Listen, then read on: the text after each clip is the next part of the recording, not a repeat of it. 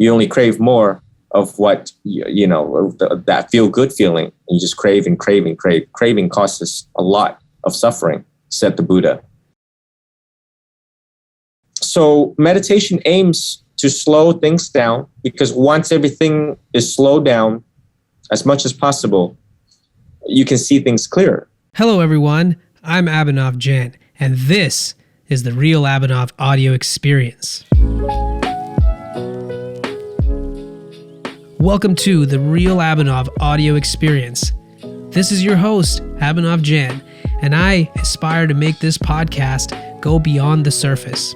In this podcast, I intend to bring you insights from the topmost performers, no matter what industry they're in. We talk about how they've done things differently to grow their minds and keep their physical and mental health in shape. My mission with this podcast is to help overwhelmed individuals learn ways to reduce their depression, anxiety, and live with peace and love. I just want to take a moment to thank our sponsors, Blossom Media Studio. Thank you so much for creating and distributing my podcast and taking away literally every single thing that's involved with podcasting, so I can just spend the time to talk to my guests and create great episodes. Welcome everyone to another episode. Today I have Monk Tri Dao with me. Also, believe it or not, met him on TikTok. How are you doing today? I'm doing well. Thank you for having me. And hello to all of our listeners. Yes. Thank you so much for being here. Kind of funny. You wouldn't think monks would be hanging out on TikTok, right? But it's incredible to see your growth there, how much you've helped people, almost at 1 million followers now. And I found you, I think about 6 months back, and I've been wanting to have a chat with you. So I'm glad that we could carve out some time today to do that. You know, I'm very curious. I always wondered, because there was a time in my life when I was in a very interesting place where I wanted to contemplate too much and not really be part of the normal material world, going to a job, thinking about buying a home and all. I'm wondering, what were you like as a kid? What did you dream about becoming? And then how did that translate to becoming a monk in a later part in your life? Well, unfortunately, I actually grew up in a home with domestic violence. And so, therefore, I got to witness a lot of screaming, yelling, the kid hiding in the closet type ordeal. Admittedly, my dad was a very angry man. And so at one point, my mom threatened divorced. And when my grandmother got involved, for some reason, it was like magic. And everyone got back together. Everything was calm. However, that did a number on me psychologically. So growing up as a kid, I was very afraid and was powerless, especially in, defending my mom. And of course, adjusting to life in America at 7 years old wasn't easy, and a victim of bullying. Yeah. So therefore, it was tough. And therefore, I aspired to become a police officer, actually, to make a difference, because I didn't want people to go through what I went through. And so therefore, the pursuit of being a police officer is to stop human behavior. Now, of course, I had to wait for a long time before going to the academy at Manatee Technical Institute. And so along the way, I got a lot of speeding tickets, maybe 3 pages. So by the time I got to Florida Highway Patrol, Captain George Crutta with FHP said, I'm sorry, you're wanting to give speeding tickets and you yourself have 3 pages? Yeah. Why don't you try back in 3 years? So that dream went out the window. It didn't really quite went out the window. I just took those 3 years to go to college. Actually 4 years to go to college at Ecker College. And now, and then I went into psychology to understand human behavior versus stopping human behavior. And then, along the way, my senior year, my grandmother and best friend passed away. And as a direct result of that, I, just went on I hit rock bottom and was on a suicide mission. And that's what pushed me towards the path to peace. And, here I am today as a Buddhist monk. Wow. From a police officer who would have to use a lot of force, you're now 911 monk patrol on TikTok, right? Yeah. So somewhere down the line, I got to help people all along. I had never thought I would wind up where I am today. I just wanted to be a nice, quiet person. The typical Theravada monk, actually, they typically crawl into the woods and sit there and close their eyes and focus on their breathing and look at their defilements, the hindrances, all of the steps to take towards arahantship, Buddhahood. Never once that I thought I was going to blow up the way that it did. Obviously, the causes and conditions in regards to COVID, the accumulated despair that we see in our young people, and the need in search of enlightenment, the need and in search for happiness and peace, internal peace, true inner liberation, true inner happiness led to people to discover and curious about Buddhism. And I guess I just appeared at the right time, in the right moment. Right. No, that's absolutely it. I mean, last year, because of the pandemic and all, it was very, very rough on a lot of people, especially staying in their houses.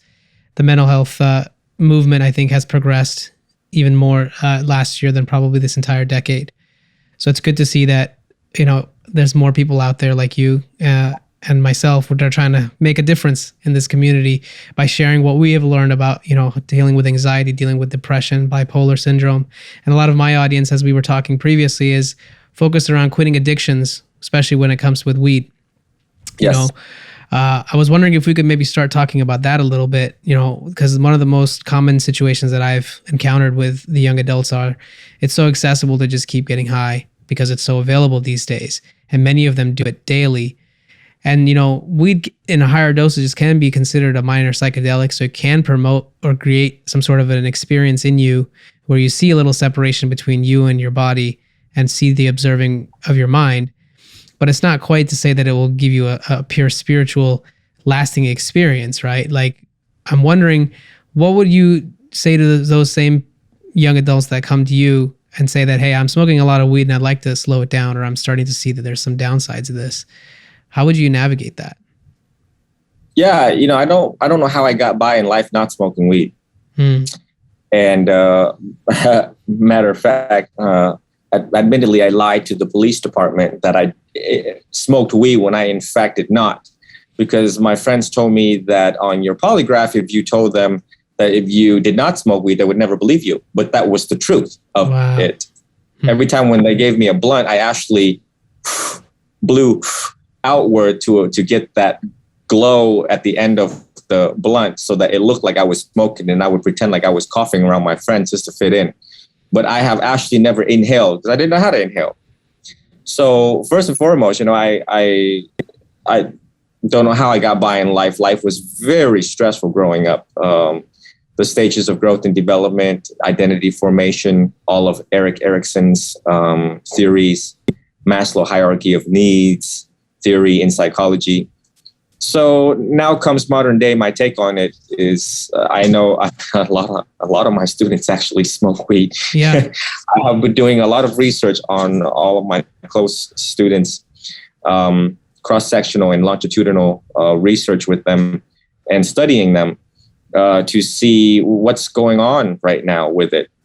So my point is, I understand why they're resorting to it. It's very stressful in school. It's very stressful during the adolescent stage. And adolescent is defined anyone who is under 25. Mm-hmm.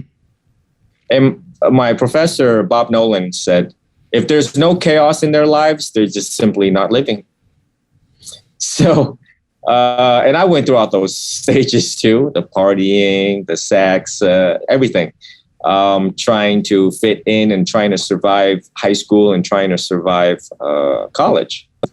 So hopefully all of our young listeners try to cut back as much as possible, because it's actually delaying, though it buys you temporary relief, it buys you temporary time to cool down, but it has long-term effects.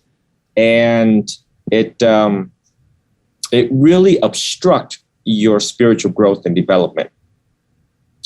It also obstructs physical well-being, mental well-being. And with the recent research that we know now in 2021 is that it can cause schizophrenia.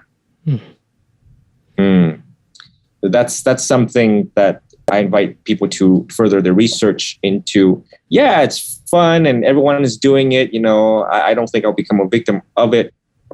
But when our researchers, PhDs, start, sinking their teeth into the subject and matter, and they're having samples of the population, and they're rendering these conclusions, even those, we know about research, sometimes they're conclusive, inconclusive, large size samples, small size samples.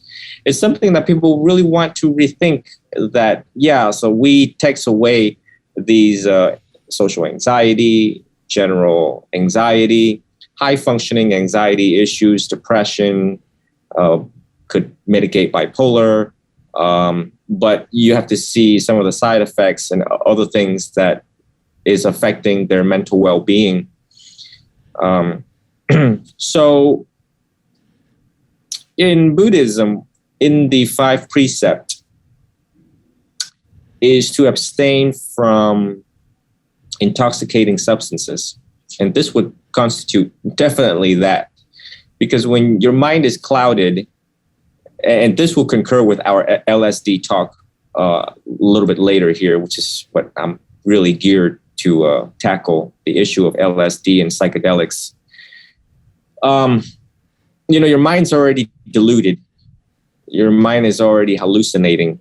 Your mind is already playing tricks and games on you, all sorts of tricks and games on you. You mean as a sober individual, that's already happening? Oh, yeah. Yeah. Oh, yeah. If I take Wi-Fi away from you, put you in a room that's nice and quiet and tell you to sit still and close your eyes, or just sit still there, and you're going to start a lot of things from the past will come up. Yes. Anxiety, anxious thoughts will come up. All the things that we have been through in our life. We're like a camera and we're like a recorder. As humans, we grow up and we see all sorts of things. We hear all sorts of things. We try to put the pieces of the puzzles together to make sense of our world, to make sense of who we are, why we do the things that we do, why people do the things that they do, and just trying to make sense, a big question mark about it. Then you add all these substances, alcohol, drugs, psychedelics, marijuana, cocaine, MDMA, and then you just compound the confusion even more. I've got a quick favor to ask of you. If you've been enjoying this podcast, I'd really appreciate if you could take 1 minute of your time and leave us a review on Apple Podcasts. It goes a long way, and I'd really, really, really appreciate it. If you've already done that, thank you again. Please share this episode with someone you know, a friend or family member. Download the episode or share the link, whatever works for you. Now let's get back to it. Even more. And then it gets worse if you, with the existent of ADHD, the existent of, depression already, the existent of anything that is described in the DSM-4 and 5, currently 5, and the ICD-10 in regards to mental health. It's not a good thing. And when you get a little way too far out there, it's going to be really hard for someone like me or other professionals to reel you back in. Reeling you back into reality and to help you see things as they are, I don't know why, but many people that are habitual consumers of psychedelics or of weed in general, if we stick to that specifically, would defend this thought and say like, well, it actually helps me, it helps me be more calm. It helps me actually be less anxious, and it helps me with, things that are bothering me in my life. And I think based on what you're saying, and I actually agree with this, as somebody that was heavily consuming that substance for a while, it only temporarily gives you that relief. It's not a permanent solution. It's like a Band-Aid. It's not going to be permanent at the end of the day, right? When you come down from that high, you're going to have to deal with your problems again. And if you consistently think that you can stay high and still function, some things you might be able to do, but many things that you're missing, you won't even know what it is that you're missing on, right? Because you just don't know, because, there's a lot that we don't know. And I like what you said about sort of, delaying your progress with these substances. You may actually be asked to face some of your challenges in a more dynamic form now. When you're in these situations, you're getting high, you're starting to get these thoughts of, your past or something that you haven't dealt with, and now you're being forced to deal with it. I think in that case, it might be useful, like especially certain psychedelics in the setting of doing it as a ritual or doing it as a ceremony to allow you to have a greater insight. I think those have some purpose, but every single day when you do that, it's like an abusive relationship with any medicine. It's not going to help. It's going to just become like, guilty pleasure, right? Like eating too many bags of chips or just too much junk food. It's not going to help you in any way. So I think that's a really good thing you bring up. I wonder if we did want to dig into psychedelics a little bit more. I know you're telling me you were going to ask some of your audience about that. How did that come about for you and your audience? Like, what do they tell you about the psychedelic use and why they keep doing it? Well,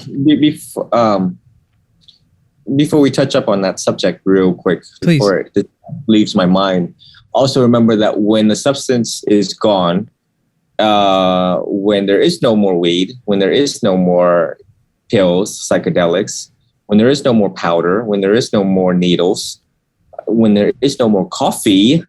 Yeah, seriously. How would one function every day then when it runs out? So I just want people to just, think about that. And yes, indeed, it does help people function. But the question is, for how long? And how long do you need more and more of it?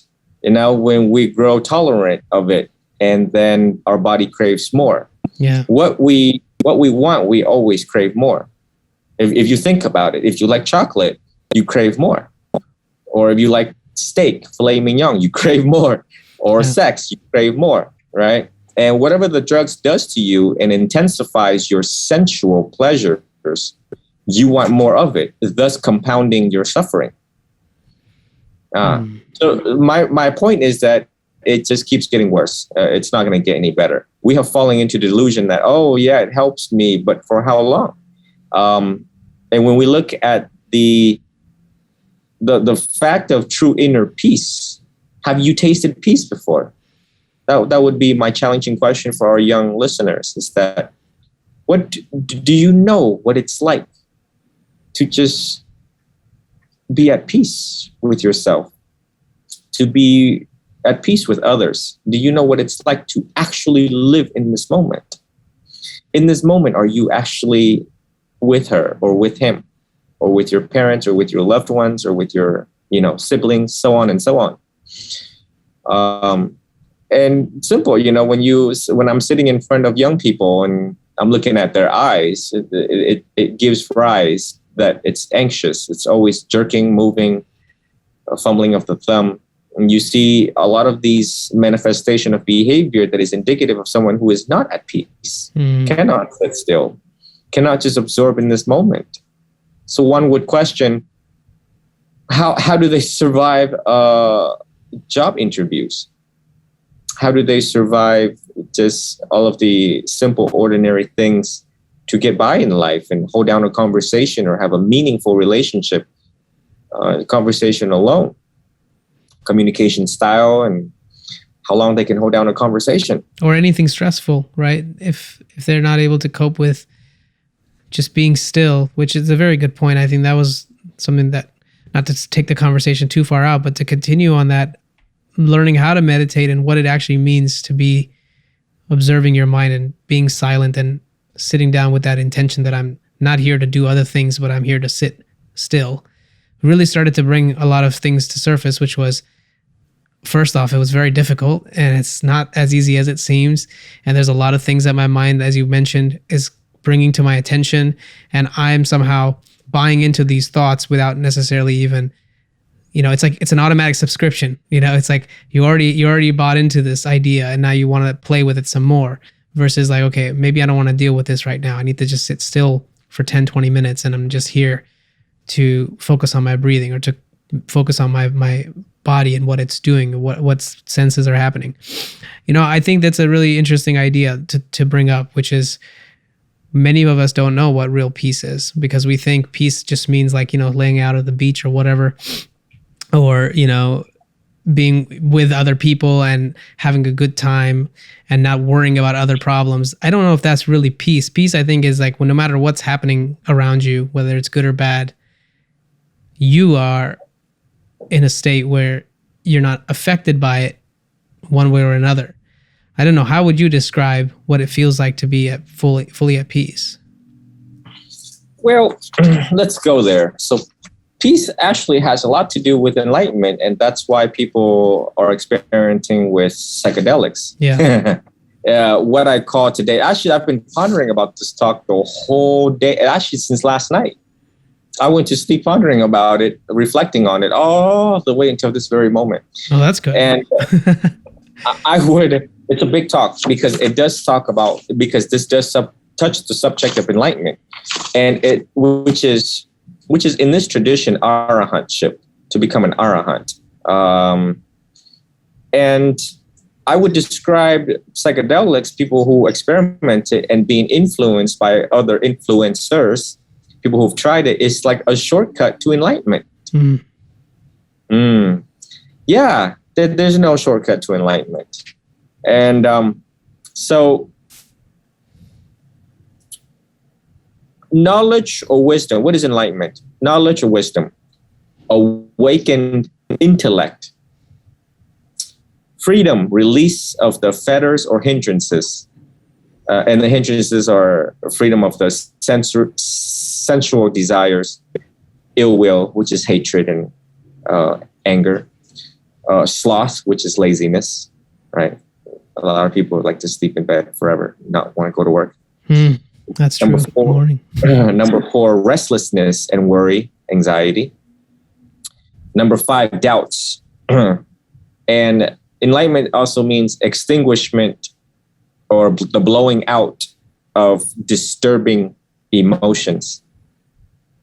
When people ask the Buddha, or one and only historical Gautama Buddha, "Sir, Venerable Sir, what did you gain when you sat there and meditated?" And the Buddha said, "I didn't gain anything. I'll tell you what I've lost. I've lost anger, delusion, depression, anxiety, lamentation." He lost all of these things. So what is peace? That is what I would call peace. Peace is freedom from disturbing emotions. I love that.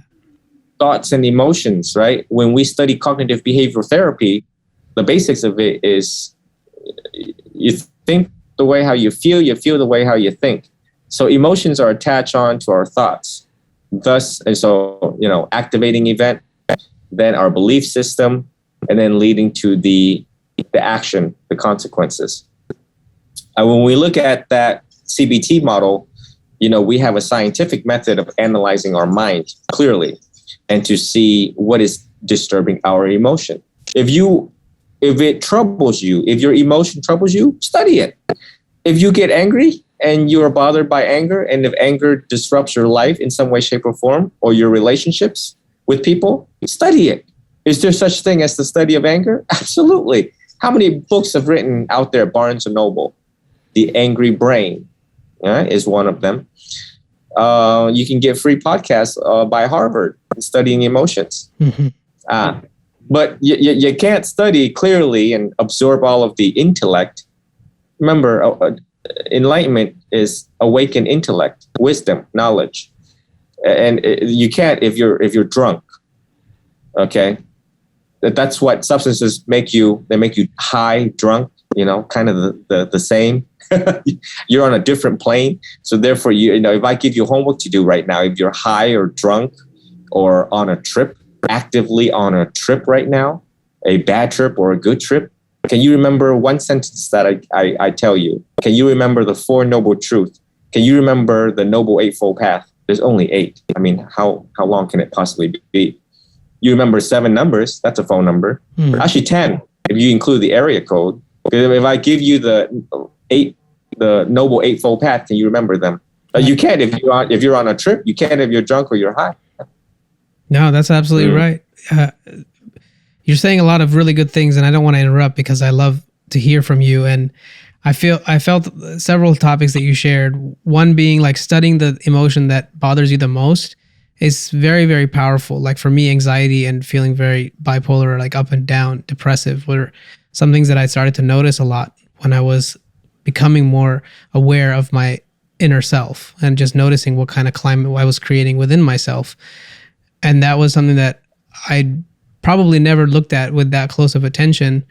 And then it started to really help me in creating a path forward. Like I need to work on managing when I get anxious, managing when I feel low. What kind of triggers cause those events for me, and what can I do to get around them? I think that is something that maybe we can also talk about with this discussion, not just kind of describing the situation, but like what can someone do to get themselves out of a depressive mindset, an anxious state, and how can, because right now all they're doing is taking the drugs because they feel like that temporarily blocks that situation.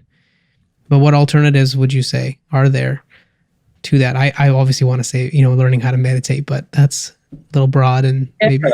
Sure. I think I like to leave that towards the end, which is right now we're trying to describe the problem and coming up with a solution. Okay. I like to leave that kind of at the end. I love it. Let's do that. Share some of the notes that I actually took on. Is that okay with you? That's totally fine with me. I like to do this. I like to do this an open way. I don't have like a set, let's do it one after the next. So yeah, I'm cool with that. I like to ask everyone for forgiveness because, any other teacher would be easier than being me in this tradition and as a Buddhist monk, because there's 84,000 teachings that I have to try to keep orderly and go into a methodology. Yeah. So therefore, I apologize if I'm a little bit trying to jump in a certain orderly fashion so that I don't forget, That's certain totally teachings. Fine. Totally fine. Let's go with what you've got. Let's do it. So upon researching LSD on my own, and you've tried it yourself, yes? Not LSD specifically, but I've tried some other psychedelics, yeah. Oh, actually, psychedelics, and I titled this LSD, but it's under the umbrella of psychedelics. Yes. So right now, I just want to talk about the dangers of it. Okay. And of course, I mean, that's where it needs a lot of attention. And for the benefits of it, I feel that there's still lack of a lot of research in it. And you would agree that there's still lack of empirical evidence based from the areas of medicine in neurology, neuropsychology, psychiatry, because how do we know that? Because simple, if these professionals, board certified in psychology, board certified in neurology, board certified in neuropsychology, etc., and dual board certified doctors agree, then they would be prescribing it at a safe dosage. But right now, I don't see that right now at the current time in 2021. So it leads me to conclude that we're still lacking a lot of longitudinal studies necessary for them to render a good prescription for the general public. Yeah, just to add one bit on that, the only thing that I have read or heard about is there are certain medical institutes for mental health that have experimented with giving psilocybin mushrooms or the active ingredient in them to help people with terminal cancer who have fear of death and have helped people that have acute addiction problems. And those treatments, which basically induce, a very mind-altering experience, and then, of course, with therapy along with that, has shown significant improvement. But again, there hasn't been a widespread adoption of that. So I totally agree with you in the sense that we don't know what we don't know about this substance. It's one of the most powerful things that have existed throughout all of humanity, right? Like all these psychedelics, even like mushrooms and things like that grow in nature. So there's a lot that we don't know. But the power behind them and how if they can be applicable for the general public. And, so I wanted to add that in just because someone was going to say this, like, well, they do something, So, yeah, sure. I don't oppose to it. I'm just trying to look at it from a very balanced perspective. So I'm not biased or discriminative or prejudiced about psychedelics. Now, I just, at the time of this talk, I just recently lost my distant uncle to stomach cancer. And right now I have my aunt who's dealing with breast cancer. And so I'm dealing, you asked me earlier before the talk or during the talk, how was my day? And right now I'm doing one-on-one counseling session with people who is actually dealing with people who are actively dying in their life, pending deaths, and they don't know how to deal with that. And because you brought this up about terminal cancer and care, I'll throw this in from my standpoint. And because I did read a lot. I read 6 years ago on, the mushrooms, the psilocybin mushroom, even though I'm not pronouncing it right. I think it's just, you're good. Psilocybin. It's all good. Psilocybin. There you go. Vietnamese monks tend to say things that way. It's fun. If I had a relative or close friends who is actively dying and suffering a lot, mental suffering, physical suffering, and if the Buddhist philosophy is not working out for them because they're in so much pain and misery, and if it is their wish and desire to mitigate pain and they want to take this trip, I would not object. I said, go ahead. Under the supervision of board certified doctors. And if they're dual board certified, that's even better because it's calculated right on as the safest level as we have, as available science that we have, to make sure that we don't compound their suffering. But I would say, go ahead, have at it. Go ahead, give him the trip he wants. It just may be the last trip or multiple trips before he sails out towards the sun. Yeah. So that's my standpoint on terminal cancer or terminal illness that we know from hospice and certain hospice case studies is that, yeah, it's really rough towards the end. Even for myself, if I am towards that, and if certain philosophy is not working for me, I just be like, listen, I need y'all to put me on that trip one last time. Okay? Yeah. All right. So now we'll go back on point in regards to the dangers of psychedelics and the collective reports that have been said. So I'm just going to go through. I took notes and they're kind of scattered. So I'm just going to throw it out there. And whatever I need to elaborate on, I'll elaborate on it. Thought looping.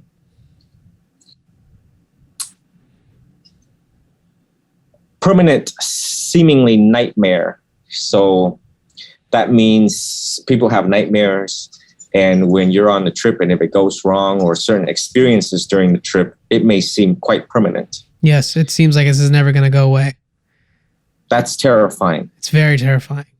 Terrifying, right? And I will, after I read all of this, I will make the comparison and contrast to what Buddhist thought is on it, how we, kind of would deal with something like this. Because mind you, 2,564 years ago, I haven't lived that long, 2,564 years ago, to know whether or not people were using psychedelics back then.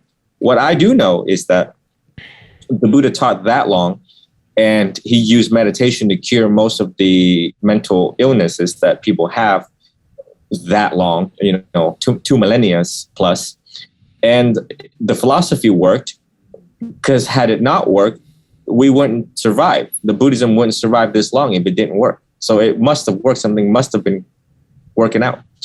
Okay, so bad trip territory, right? Facing fear and trauma, compounding your suffering.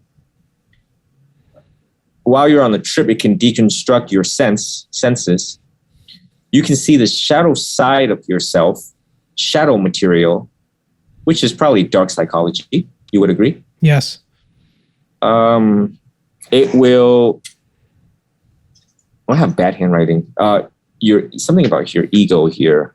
So it would probably poke a stick at your ego, right? And the ego can be a very destructive force if not brought under control. A word I hear a lot on TikTok is depersonalization, that they use to describe, or meta perspective, where you see yourself as a concept, or seeing your whole entire belief system as a concept, and you within it as the character that believes in those concepts. And then you can get this sort of layer on top where you're seeing that we don't quite know what you are. I mean, I know it better now, but that carry on, please. So you will have a flush of too much fear, too much trauma can come up. Yeah. Depersonalization, you just touch on that. The matter of degree, when it is being depersonalized in the process. Lose joy for life. It leads to destruction in your life. The whole purpose of life is to find happiness in some way, shape, or form, and to lose for joy of life lead to, deconstruction. All right. Confusion about reality and life can interfere with success, career, family relationship, romantic, and business. It can, for example, LSD can derail your momentum. I want to take another quick moment to thank our sponsors, Podcast Backdrops. If you do any kind of video content or pictures online, or you're doing any sort of selling over Zoom calls, you really need to check them out because it will make you look professional from the get-go. Having your brand, your logo, and what you're all about behind you, hiding all your clutter, makes you look so much more professional when you put yourself out there on the internet. So check out Podcast Backdrops if you want to level up your game. So if you're on the path, meaning you're creating causes and conditions for success, you're hiring people, business is great, people are wonderful, you're making sales, you're reaching goals. And at such time you decide to experiment on psychedelics, it could derail you from that momentum. And that's something not to be taken lightly, because a lot of people are going back to college. And who knows what kind of endeavors that people are doing now. Okay, page number 2. It's very short, actually. It can make you less productive. We're already less productive. we're already less productive now with the lockdowns of COVID. As a direct result of being less productive, it could cost you. This one person reported losing more than $100,000 in money because of loss of productivity. So when you look at that on a large scale, kind of like big corporations, or if you're managing 50 employees, just think about you, the CEO or vice president, and your productivity, effectiveness, and efficiency level goes down. Everyone's going to feel the waves and the financial impact of that downward departure. Material dimension versus spirituality. Escape in tackling life survival skills. The mastery of survival skills in a competent way. So again, the shortcut to, the manual learning, manual experience of trying to tackle some of life's hardest obstacles that we see. And examples of that would include, I would imagine, job interview, certain decision-making processes, moving out, adulting, I'm pretty sure our viewers and listeners. Yeah, a lot of them are stuck on that. So that's a good one. Your survival skills can include communication styles and skills to nurture happy, healthy relationships. Being able to communicate properly, effectively, not being anxious all the time if you have to go and talk to some strangers about your future. You're absolutely right. There's a lot of young adults who reach out to me and they're consuming either a lot of weed or something like that, and they're very anxious about their future. And this isn't definitely helping them. Okay, there's no way this is helping you. Right. Becoming isolated, antisocial, misinterpreting things like their experiences. The trip can last 12 hours or more. It has a lingering effect from a few days to a week. Making irrational and bold decision. Yeah. Because if you think you can fly and if you jump out the wrong window, that'll be the last mistake you'll make. Yeah. We all make mistakes, but don't make a mistake of a lifetime. Oh, I like that. That's bold courage, right? No, it's true, because one of the ways I've described is when someone's really high, you're basically getting a hyper-threaded loop of your thoughts and emotions. Everything in sensitivity has turned up. So if you felt something incredible, like a euphoric breakthrough that you're just like, oh, I can do this, and you feel that way, and then you go and take an inspired action, but maybe it's too bold of an action, or whatever have you. When you come back down from that state, you may not feel like that was the best thing to do, and that's the only way to find that out is at a later point in time. You don't know the consequences of your actions sometimes immediately. Actually, a lot of times you don't know them immediately. So that's a really good point. I like that. Do you have anything else on your notes? Oh yeah, we're almost done. It can demotivate meditation practice. LSD can review how pitiful meditation can be. You can fall into chronic usage. You can have a false sense of enlightenment. Sometimes you can get a glimpse, seeing a small facet of the truth, but not all of the truth.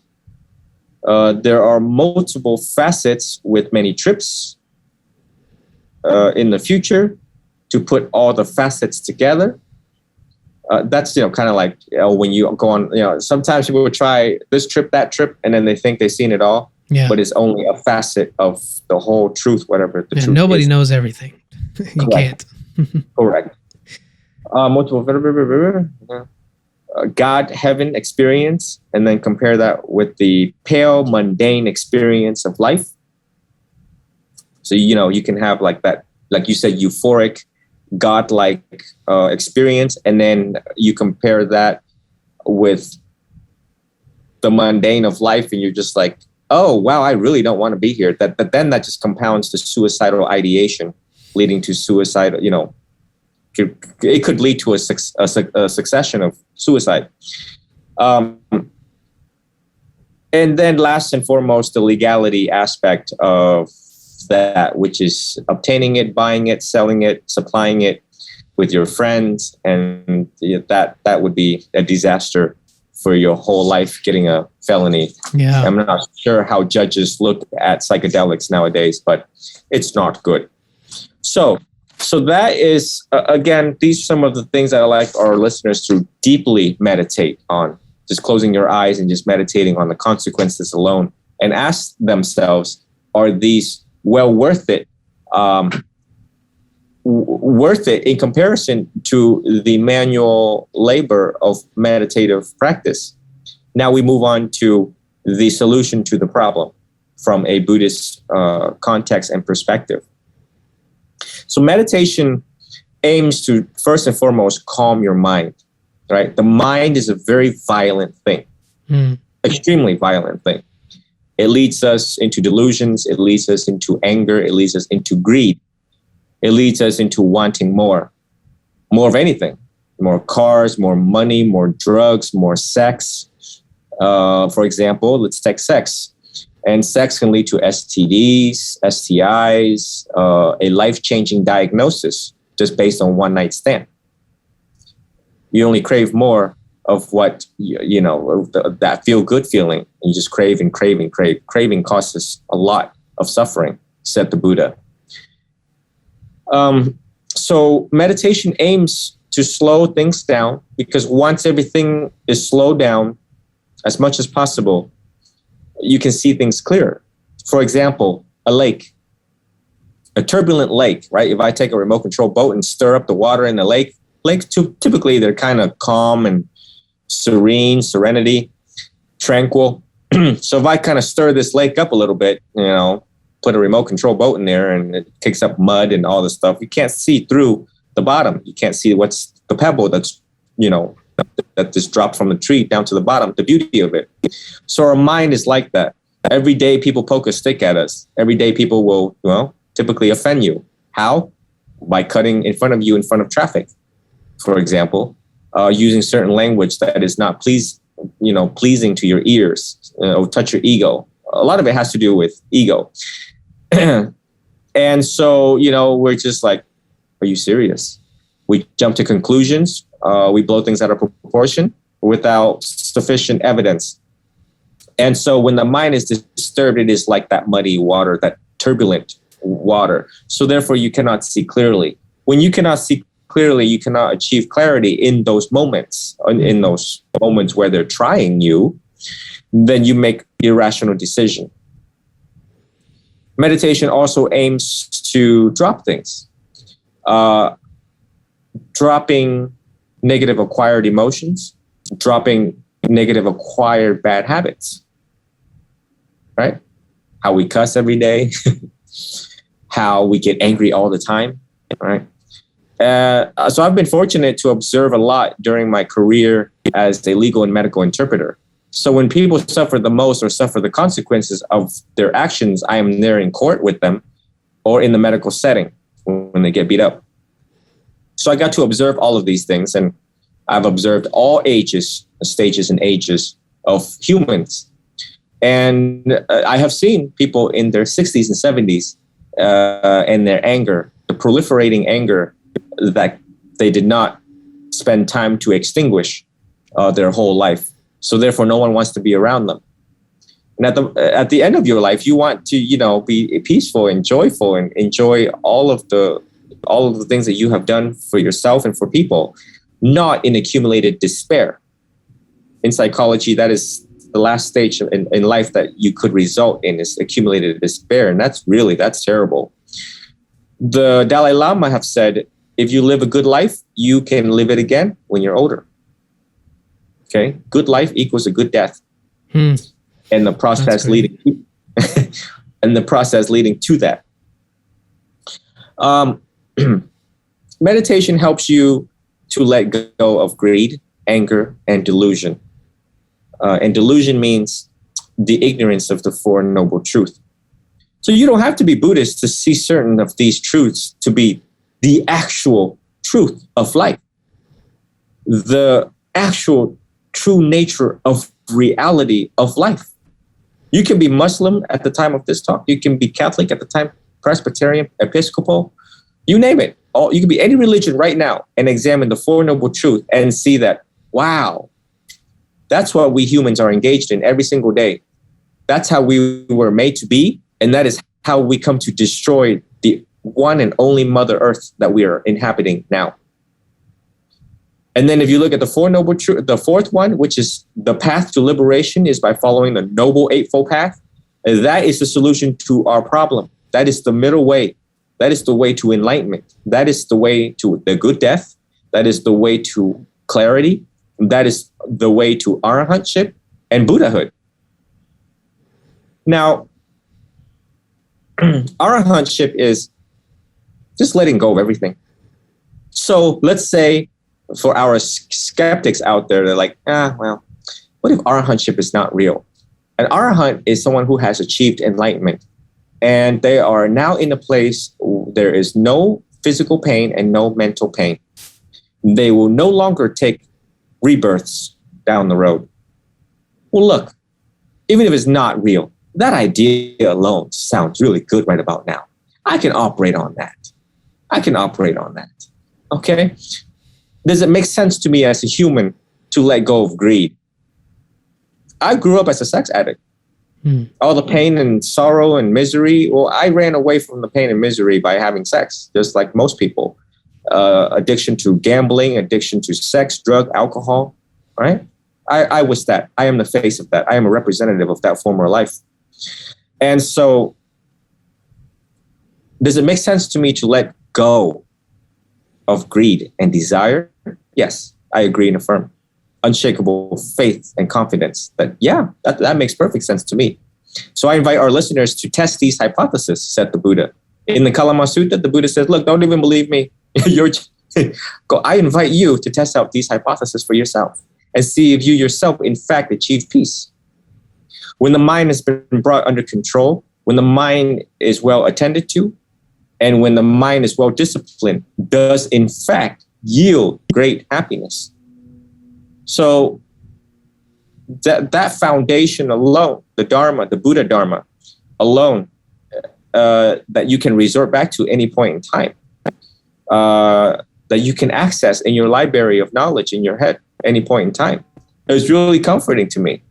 Because let's say someone poke a stick at me right now and I'm looking around, I'm like, where's MDMA? Where is, psilocybin? Where is LSD right now? And if there's nothing in my cabinet, I'm in trouble. I'm going to go take my axe and run after that guy. That's a felony. Yeah. You can create all sorts of capital life felonies for yourself, because what kind of philosophy are you working on? Yeah. Question mark. Yeah. What kind of a belief system that you're you're working on. So Buddhism is a comprehensive and most effective educational system the world has ever seen. And sometimes we just have to undo what life did to us, the causes and conditions that created us with our greed, anger, and delusion, and try to deconstruct that. Buddhism is all about undoing all of that and starting over, reborn again as a new person, starting over with another chance. Past your sins, past your mistakes, past your unwholesome deeds, thoughts. Okay, to now purify the good and wholesome heart. Does that make sense? What is God? Everyone's trying to find God. Everyone's trying to find the meaning to God. Well, I can tell you from a Buddhist perspective, the heart, your heart right now, as I'm pointing to mine, human heart is like God, is like Creator. Look at Hitler. Look at what he did. That man was God during when he reigned the world. Look how many lives he took. Right? If you're God, you can take lives. Right? Okay. And so it only takes one bad heart to change the whole world. And look at all of our mass shooters. In those moments when they're holding that AK-47 with a drum mag, they're God. When they're pointing that thing at you, guess what? You're looking at God down the barrel. And he's now going to take your life and the lives of many around you. Does it make sense to cultivate a good, loving, kindness heart with compassion so that we become gods of love, gods of compassion, gods of caringness? And if you do that in this lifetime, you will always be remembered as that person who gave more and took less. A legacy you will leave behind. Not a legacy of, he was really addicted to psychedelics and off he went. How did he give back to society? How did he help others? By what? Inviting them to do more trips and then created more pain and suffering for their families. When you look at some of these consequences that I have outlined above, whoever suggests, recommend without medical expertise, and you cause death, that will now lie on your karma. If you create suffering for others, the causes and conditions for suffering for others, you have accumulated bad karma. That's not good. And we all have respect for karma, no matter what religion you are. We can see that clearly on my TikTok, anyone's TikTok page. Yeah, instant karma, or, karma is a beep, you name it. People have direct experience with their own karma. So I hope that is as much as possible. I know that we can't compress all in 1 hour, but I would invite people to test out Buddhism. It does take hard work. Yeah, you won't be able to achieve enlightenment right away, and you may not achieve enlightenment in this lifetime. Sometimes it may take multiple lifetimes. So I tell my students, you're one step closer to enlightenment. And I myself have experienced that peace that I've shared with you in our preliminary talk, that almost 2 decades of meditating, I got a glimpse, a 20-minute of heaven time and 4 hours of human time of what peace actually is when there was no mental pain and was there with no mental suffering. Of course, coming back now into the city and engaged in human affairs and mitigating human pain and suffering, I am now in the pool of that. And so it's very hard now for me to achieve that same peace, but I got a taste of it. And just that taste alone gives me unshakable faith and confidence to endure this path, to achieve it again. And at the moment of my death, if I can let everything go, greed, anger, and delusion, then I will become an arahant. Just like all the previous arahants we have seen. And now people pay respect to those arahants worldwide, most notably Ajahn Chah, Ajahn Mun, Ajahn Lee, in the Thai forest Theravada tradition. I can live with this philosophy. It is my job to prove the Buddha wrong. I can be considered as a scientist. I can be considered as a skeptic. A seeker. I can be considered a seeker, correct. And I'm trying to prove the Buddha wrong because you see, I'm 34. So therefore the human side of me inside the skin wants to get laid, wants more chocolate, wants more alcohol, wants this and wants that. But I challenge these beliefs every day and ask myself, okay, go ahead and disrobe. Because the rule for disrobing is I tell one other human in this room, any room, I can tell you I'm disrobing and disrobe tomorrow and go out and have more sex or drink more alcohol or try psychedelics for the first time. But that is not a guarantee to me. That is not stable, lasting happiness to me. That just, I would shake my head to that at this point in time.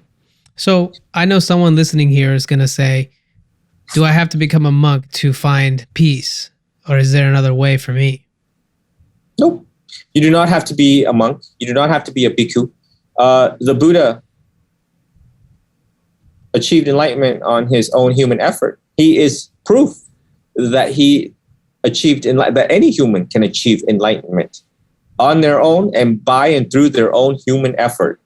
That means manual effort. That means no laziness. That means you do have to investigate your mind, trace back the root cause of the problem, also known as paticca samuppada, dependent origination, the practice of dependent origination. Investigate your ego. Investigate everything about you. That's what spirituality is knowing you. Know thyself. Conquer yourself. The Buddha said, you can win 1,000 battles 1,000 times. But the noblest victor of all is one who conquers himself. Yeah. Wow. That whole time I felt high as hell. I was so high. Just listening to you. You know what? Let's talk about high. Because so when you are dedicated and committed to this path, the road less traveled of this path right here, the path to peace in Buddhism, you really get a high. And I can tell you the high that I get. I mean, just look at some of my video. I mean, how do you think I attracted these people? Because they see the natural high that I'm expounding, that I'm projecting. Yeah. Because I have suffered. That's what they see when they see my eyes. It comes through the voice. Everything that they feel about me, they see about me, is my true self. I'm not here to wear robes to like fool you into something. I'm not here to sell Buddhism or sell enlightenment. Yes. Clearly, you meet me here in St. Petersburg, and you're going to find out. You're going to feel the peace when you're sitting with me. And so, yeah, absolutely. When in doubt, and of course, I sometimes I doubt. I'm like, this enlightenment thing seems a little far fetched. And I go back to the teachings and meditating on the Four Noble Truths and summertime Vipassana meditation. And I just get this high all by myself. And I'm just like, you know what? When you read the comforting words of the Buddha, such a wise, enlightened, noble being. Trust me, all of your endorphins and dopamine is going to release on its own. And there had extensive research into holy people taking the holy path and how high they get. Just look at some of the Christian churches, some of the Christian chapels, and when they sing and when they believe in Jesus Christ, the gospel, and just the high that they get. And that's how, they got more and more and more people coming in because they're like, oh, wow, she owned it. She owned that natural trip, and I really want to be it. I still listen to Christian music until this very day, and I still get high from that. It's very comforting. I used to be Catholic before taking this path. And you can be Catholic and practice Buddhism. Many priests have said, by practicing Buddhism, I have become a better priest. Wow. There's so much more I wanted to ask you, but now it doesn't seem important enough to bring about. There was other things I had in mind around criticism and forgiveness, which we had discussed, and letting go. But I feel like you've covered a lot of it. I did want to share the story on this podcast, which summarized for me what the middle way really meant in something I listened from Alan Watts. And he shared a story that once upon a time, there was a Chinese farmer and he lost one of his horses one day. The horse just ran away. So all of his neighbors, they came around and then said, hey, well, that's too bad, isn't it? And he said, maybe. So the next day, this horse comes back and it brings back 7 other wild horses with him. So the neighbors all come around and say, isn't that great? He says, maybe. So the next day, his son is playing with one of these wild horses. He's trying to tame this horse. He falls off and breaks his leg. The neighbors come around and say, isn't that too bad? He said, maybe. And then the following day, people that were recruiting for the army came by, saw his son, and disqualified him because he had a broken leg. And all the neighbors came by and said, isn't that wonderful? He said, maybe. All right, so the whole point of the whole story is you don't know what is good and what is bad in your life.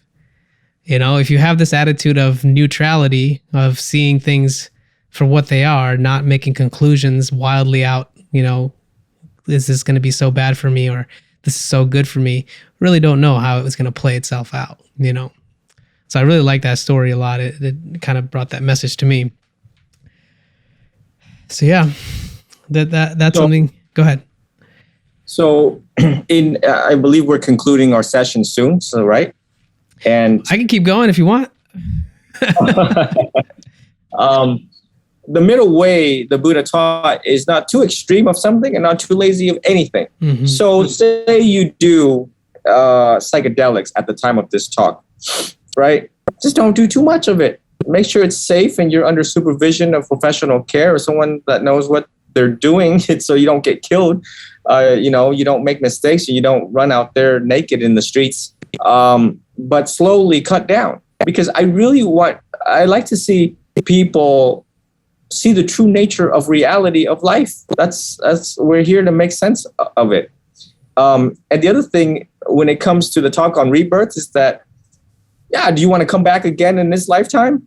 I mean, so there's 4 stages of enlightenment in Buddhism. You know, there's the once returner, and then there's the sotapan, which is the first stage. First stage, you come back no more than 7 lifetimes as a human. Well, I tell you what, if I had to come back one more time, just that thought alone doesn't appeal to me. Imagine coming back and dealing with the same stuff that we're dealing with now. Mm. Without any guarantee that you will have 2 eyes, 2 ears, a mouth, nose, 5 fingers, 5 toes. Without any guarantee, you can come back paraplegic. You can come back with brain damage. You can come back with Down syndrome. You can come back with severe ADHD. You can come back with a lot of things. Therefore, again, rebirth or no rebirth, that sounds real good right about now, is that if I take the noble path, then I will mitigate my chances of taking unfavorable rebirth. Yes. And so, I mean, just that philosophy alone, can you work with that? Does that make sense to you and for all or any humans out there? And so the middle way is not harming yourself, not harming others, and find your joy and happiness in between, you know, and try to cut back whatever is not good for you. And really do the research to know what is good for you. Drinking too much water is not good for you. Sleeping too much is not good for you. So find your middle way in between. We're always constantly looking at research, always constantly. This is the joy of being human, is that constantly updating our software, which is our brain and our mind, to finding joy and the art of living, longevity, happiness and longevity, to prosper as a human. And so, you know, don't take the shortcut. Sometimes the shortcut is not going to be good. And if you somehow harm yourself, you will never be the same. Or you can lose the capacity for actual enlightenment. You can gain something short term and then damage something long term, and it will never be the same. And it's going to be really hard for neurologists and psychiatrists and psychologists to reel you back in. And it's really hard for me to guide you one-on-one to see the true nature of reality. It is what it is, and it can't be what it ain't. But you have to be alert, alive, conscious, breathing normally in order to experience that. So, you know, I really hope that people get this message. And I know there's going to be questions that comes after this, and I invite those questions to come at any time, either directed to you or they can find me on my platforms, you know, and we'll work through it. We're all trying to figure this out as humans, what life is, why we're here, how we're going to get through this, and for the remaining balance of our natural life. That's beautifully put, Tri Dao. And I look forward to meeting you in person. I plan to be in Florida, kind of around the area that you're in. So I'd love to sit with you when I'm out there. I'll be in touch. For those of you listening, please send any questions you do have for me or for him, and we'll be happy to get those answered again in another episode. I wanted to find a way to see if we could do a meditation in closing, but I don't know if you have the time for it. If not, we can do it another time. But I figured if there's something you could guide us through, maybe a simple variation, then someone listening to this who's never meditated and wants to try can get a real experience from you in this setting. So I actually would like to invite the 4 techniques, right? And though we won't have time to sit through all 4, I'll just give the instructions slowly. And then people may have to go back, rewind it, and hear it again. That's perfect. And I invite people to really sit with the silence and, and just simply trying to track your mind and see if anything arises and just enjoy the peace or a glimpse of it through the 4 techniques of mindfulness of the breath. So before introducing these techniques, we're trying to do something that the mind does not want to do, which is slowing it down. It is the mind is like a train, 100 miles, 300 miles an hour train. And so meditation aims to put the brakes on the train, but you can't really fully stop it right away. It will slowly come to a halt after a couple miles or kilometers. So, now the mind's job is to produce thoughts, right? The river of thoughts that come. And when the thoughts that come, all sorts of thoughts about the past, thoughts about the future. So our job is to be the expert witness and expert pedestrian. An expert pedestrian does not jump in front of traffic and try to stop traffic. So the river of thoughts, the thoughts are like traffic, right?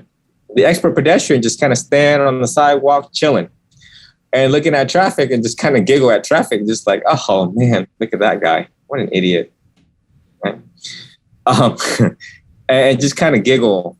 So some of our thoughts are really silly thoughts, And where we get ourselves in trouble is when we try to jump in front of traffic and try to stop and analyze who's in the car. Wow. Don't try to analyze Karen.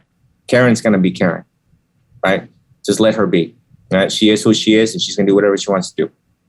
So, we just let the thoughts pass without judgment, right? Don't attach meaning to the thoughts. That's where we get ourselves in trouble is we stop on one thought, we analyze it, then certain feelings arises. And now you got yourself into a lot more trouble than you were, right? So again, then we move on to the first technique. The first technique is with our back straight, shoulders relaxed, relaxing all of the muscles in our face, with our eyes closed, right? And just a small little smile on our face when we enter meditation. The first technique is breathing in. I know I'm breathing in. Breathing out. I know I'm breathing out. We want to be able to verbalize that either internally or out loud. Why do we have to remind ourselves in knowing that breathing in, I know I'm breathing in, breathing out, I know I'm breathing out? We look at simple daily tasks and we see that when we're washing the dishes, we're not really washing dishes. We're actually somewhere else. When we're washing the dishes, we're doing it just to get it over with, but planning to pay bills the next couple hours, or picking up Johnny, or forgetting to do our homework. So that's not enlightenment in those moments that you're washing the dishes. If you fully enjoy in the present moment, you're right there in the present moment, that is enlightenment. If you're no longer thinking about the past or present, that is enlightenment in that moment. So breathing in, I know I'm breathing in. Just like when you're walking or washing your hands or doing anything, just know that you're doing it. A Buddha is one which knows. He knows when certain thought arises, and he knows when his feet is kissing the earth. The second method is the counting method. This is good for taming anger in the moments of anger, when anger arises. In breath 1, out breath 1. In breath 2, out breath 2. In breath 3, out breath 3. All the way to 10 and counting backwards. That buys enough time for the mind to diffuse itself. We're cutting the cord, the fuel supply to anger. Right? When we get angry, we find more reasons to get angry. And I know darn well he did not just call me a beep, beep, beep, beep, beep. But who does he think he actually really is? Right? We start this negative self-talk fuel to the fire. So the counting methods gives the mind a one-pointed concentration technique to just focus on just counting and breathing. And so it will lose its power eventually. Right? The third technique is a really cool one. Analyzing the temperature of the air that you breathe through your nostrils. So in this room right now, is it 75 degrees? Is it 77 degrees? Is it 80 degrees? Oh goodness, it's chilly. It's 60 degrees. See, the next time you walk into a doctor's office or a lawyer's office or wherever, or a school, just notice, I am mindful of how many degrees is in here. Aha, in those moments, I'm enlightened. I'm enlightened to the temperature, right? Then the fourth technique is pretty much the same as the first. It is a Thailand technique. In breath, Bud. Out breath, To. Bud, To. Bud, To. Bud, To means Buddha in Thailand. And it is exactly this technique that I practiced for the past 14 years. When everything fails, I tell my younger students, like age 10, when your mind now overruns you, take your hands and put them on your tummy and feel the rising and falling of the abdomen. Now we're back, right here in reality. Now we're back to ourself. Now we're back to our own temple. Now we know we're here. Now we know we're in this room. And then we just simply observe our tummy getting bigger. In breath, bigger. Exhale, out breath. Breathing out, I know I'm breathing out. And the balloon deflates. And just the joy alone of just having fun with your tummy. You do this, you will live longer. You do this, you will lower your high blood pressure. You do this, your whole review of system in your body will improve. If you don't believe me, just Google it. Benefits of meditation will give you about 25 plus health benefits of meditation. You do this, you will focus better. You do this, you will improve ADHD. That's real peace. That's real joy.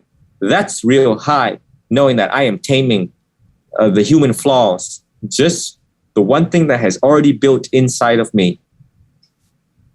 And no need to go to the medicine cabinet. That's so powerful. Either legally or illicit medicine cabinet. Simply put, the one thing we already have within us. Either you're on the Titanic ship or right here at home in your last days, or the whole process and joy of living. Just the breath alone, how powerful that is.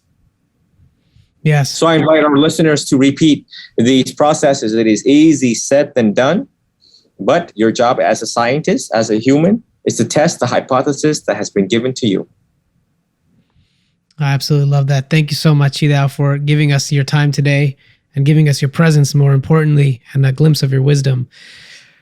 I hope you guys found this podcast very, very insightful. I didn't talk as much usually as I do because I was just absorbing and really listening to the way you describe some of the things that I know I go through and many of our listeners also go through. So I wish you all the best and thank you so much for listening, and thank you, Tri Dao, for being here. Thank you for having me. May you all be well, be happy, be free from mental suffering, be free from physical suffering. May you all realize the light of your own true nature. May you all be healed and be a source of healing for others. Thank you for checking out this show. I really appreciate your time, and I can't wait to hear from you. If you want to give me any feedback or want to get in touch, know someone that I should put on the show, reach out to me on Instagram, TikTok, LinkedIn, wherever you are online. You bet you can find me there. Just search for The Real Abhinav. Thank you, and we'll see you next time.